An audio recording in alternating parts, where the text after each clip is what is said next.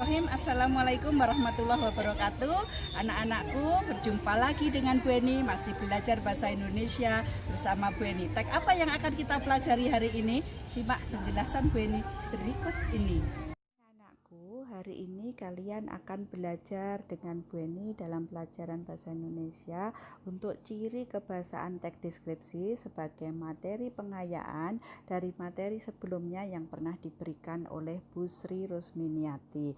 Apa saja ciri kebahasaan di dalam teks deskripsi? Kita lihat satu persatu. Yang pertama yaitu adalah kata khusus. Kata khusus dan kata umum. Kata umum itu adalah kata-kata yang memiliki cakupan yang lebih luas atau masih secara umum memiliki ruang lingkup yang luas, sedangkan kata khusus adalah kata yang memiliki ruang lingkup dan cakupan yang lebih sempit. Kata khusus disebut hiponim, kata umum disebut hipernim. Contohnya anak-anakku, ada kata bunga.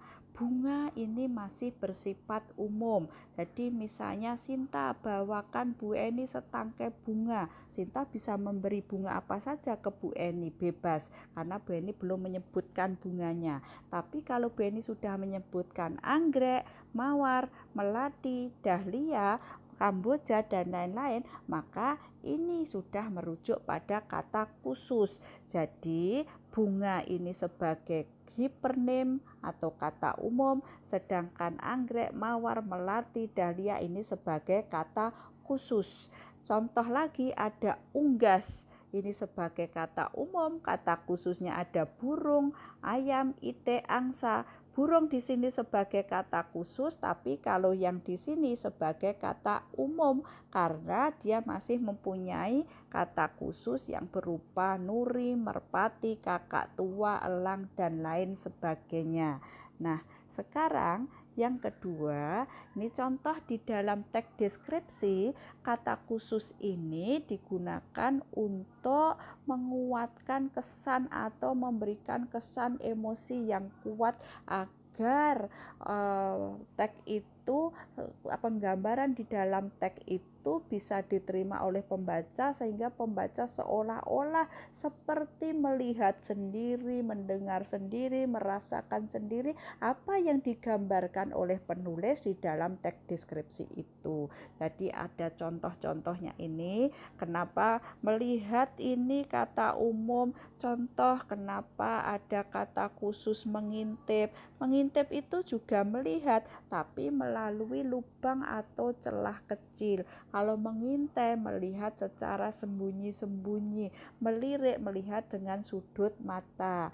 Terus contoh lagi misalnya ada membawa. Membawa itu kata khususnya ada menggendong. Menggendong itu membawa tapi di atas pinggang. Kalau yang di atas pundak maka disebut memikul, kalau di atas kepala maka disebut menjunjung. Ini kemudian ada kata sepi, agar kesannya menjadi kuat maka bisa dikatakan dengan sunyi, hening, tenang dan senyap. Itu adalah kata umum di dalam kata khusus di dalam teks deskripsi. Nah, ada juga di dalam teks deskripsi itu yang disebut dengan kalimat rincian, yaitu kalimat yang tujuannya untuk menjelaskan kalimat sebelumnya yang masih bersifat umum. Contohnya, misalnya ada kalimat, ibuku orang yang sangat baik. Nah, di sini disebutkan baik. Baik itu seperti apa? Dirinci dalam kalimat perincian seperti ini. Dia berusaha menolong semua orang, dia ramah dan tutur katanya lembut kepada siapa saja. Oh, baik di dalam sini diuraikan menjadi ini. Suka menolong, ramah, lembut. Kalista gadis yang cantik, masih umum. Cantiknya seperti apa? Oh, dirinci, kulitnya kuning langsat, hidungnya mancung, matanya berbinar, ada lesung pipitnya. Ini sebagai kalimat rincian. Kemudian contoh lagi, oh Comel kucingku sangat lucu. Lucunya seperti apa? Dirinci di dalam kalimat perincian yang ditanda merah ini sebagai rincian dari kata lucu. Ini anak-anakku, jadi kalimat rincian itu fungsinya untuk menjelaskan kalimat yang masih bersifat umum. Kemudian yang ketiga, ada kata yang bersinonim. Kata bersinonim itu adalah kata-kata yang mempunyai arti yang sama atau hampir sama. Nah, ini aku tujuannya untuk memberikan emosi yang lebih kuat, sama dengan kata khusus yang dijelaskan Bu Eni di depan tadi. Jadi sama tujuannya untuk memberikan kesan emosi yang kuat. Saking indahnya maka dikatakan dengan molek, dengan permai, dengan menakjubkan, menawan. Ini contohnya. Kemudian ada yang berikutnya, yaitu ciri kebahasaan dalam teks deskripsi adalah majas atau gaya bahasa. Yang disebut dengan majas atau gaya bahasa yaitu bahasa kias yang digunakan untuk menimbulkan kesan tertentu. Kenapa di dalam teks deskripsi perlu menggunakan majas? Agar ketika menggambarkan sesuatu itu, pembaca itu mempunyai kesan yang bagus, kesan yang sama, kesan yang kuat, bahkan sampai menguras emosinya sama seolah-olah seperti dia menyaksikan sendiri. Di dalam teks deskripsi, majas yang digunakan adalah majas perbandingan. Nah, ini anak-anakku, majas perbandingan itu ada 3. Yang pertama yang disebut dengan majas perumpamaan atau simil, yaitu majas yang membandingkan 2 hal yang berbeda dianggap sama menggunakan kata pembanding.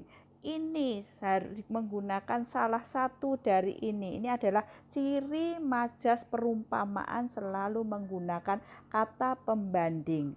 Nah, contohnya ini anak-anakku, pasir pantai lembut seperti bedak bayi. Ada 2 hal yang dibandingkan, yaitu pasir pantai dengan bedak bayi, karena sama lembutnya dianggap sama menggunakan kata pembanding seperti. Nah, ada contoh lagi, batang yang ramping meliuk-liuk oleh hembusan angin ibarat gerakan gemulai seorang penari. Nah, batang yang meliuk-liuk dianggap sama dengan gerakan gemulai seorang penari menggunakan kata ibarat. Jadi misalnya juga seperti air di daun talas, ada kata seperti. Nah, ini pasti disebut majas perumpamaan.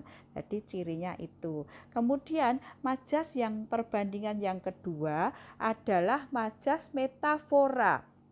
Nah, kalau majas perumpamaan tadi menggunakan kata pembanding, kalau majas metafora ini membandingkan 2 hal tapi secara langsung, tidak menggunakan kata pembanding. Jadi tanpa kata pembanding. Jadi misalnya ada bibir pantai, ini sebagai batasan antara laut dengan pinggiran dataran di pantai itu. Kemudian menyebut rembulan dengan Dewi Malam, menyebut harimau dengan raja hutan, yang paling cantik di desa disebut dengan bunga desa, kemudian yang paling pintar di kelas disebut dengan bintang kelas. Itu adalah contoh majas metafora.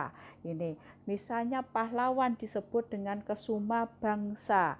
Itu anak-anakku majas metafora. Sedangkan yang terakhir yaitu majas personifikasi. Ingat, bukan manusia berbuat seolah-olah seperti manusia. Jadi itu kata kuncinya, berbuat seolah-olah seperti manusia. Nah, contohnya, memasuki bibir pantai di Pantai Senggigi, kita akan disambut angin pantai yang menyambut kita. Ini jadi bukan manusia berbuat seolah-olah seperti manusia. Angin lembut terasa mengelus kulit, angin mengelus kulit, bukan manusia berbuat seperti manusia. Contoh yang lain lagi, misalnya nyiur melambai-lambai, ombak berkejar-kejaran, bulan berkedip-kedip, burung nari bernyanyi di pagi hari, penaku menari-nari di atas kertas, bukan manusia berbuat seperti manusia. Itulah ciri majas personifikasi. Nah, itu anak-anakku, pelajaran kita hari ini mengenai ciri kebahasaan teks deskripsi. Untuk yang pertemuan selanjutnya kita akan membahas ciri yang lainnya. Terima kasih anak-anakku, selamat belajar dan tetap semangat. Sudah selesai, hari ini kita belajar bahasa Indonesia. Semoga kalian bisa memahami penjelasan Bu Eni dan kita akan berjumpa lagi untuk teks yang lainnya. Terima kasih, sayangku, cintaku, I love you. Assalamualaikum warahmatullahi wabarakatuh.